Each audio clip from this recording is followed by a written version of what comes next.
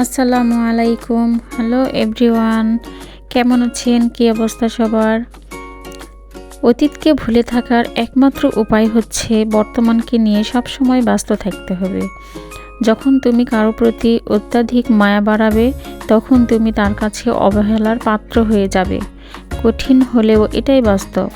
সময়, বন্ধু আর সম্পর্ক, এই তিনটি অমূল্য সম্পদ আমরা বিনামূল্যে পাই, কিন্তু তাদের আসল মূল্য আমরা বুঝতে পারি যখন তারা আমাদের জীবন থেকে হারিয়ে যায়। জীবনে চলার পথে যাকে সবচেয়ে বেশি ভালোবাসবে, সেই তোমাকে সবচেয়ে বেশি কষ্ট দেবে। হ্যালো বন্ধুরা, আজকে আমি আমার অফিসের আসবাবপত্র কেনার জন্য শহরে গিয়েছিলাম। অফিসে ব্যস্ততার জন্য আসলে কেনাকাটা তেমন করে করা হয় না, তো আজকে একটু সময় পেয়েছিলাম, তো সে কারণে চেয়ার, ফাইল ক্যাবিনেট, বিভিন্ন ধরনের কেনার জন্য গিয়েছিলাম। কেমন হয়েছে? ধন্যবাদ।